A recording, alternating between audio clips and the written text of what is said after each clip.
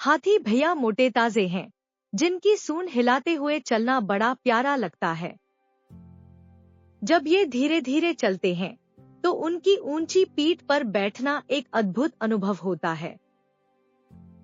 धप धप धप धप, यह हाथी की चाल निराली है, जो सवारी करने के लिए बेहद मजेदार है। दूसरी ओर ऊंट है, जो लंबा और राजा की तरह होता है। रेगिस्तान में उसकी ताजगी और उसकी कुबड़ जो ऊपर नीचे होती है, उसे और भी खास बनाती है।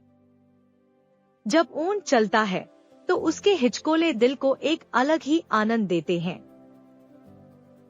हाथी और ऊंट दोनों की सवारी का अपना अपना मजा है। हाथी अपनी शांति से बात करता है, जबकि ऊंट अपनी कमाल की अदाओं से सबको आकर्षित करता है। बच्चों को इन दोनों जानवरों की सवारी करना बहुत पसंद है। जब हाथी या ऊंट की सवारी होती है, तो बच्चे हंसते हंसते सीखते हैं और ये पल उनके लिए हमेशा यादगार बन जाते हैं। इस तरह हाथी और ऊंट की सवारी का अनुभव बच्चों के लिए झक्कास होता है।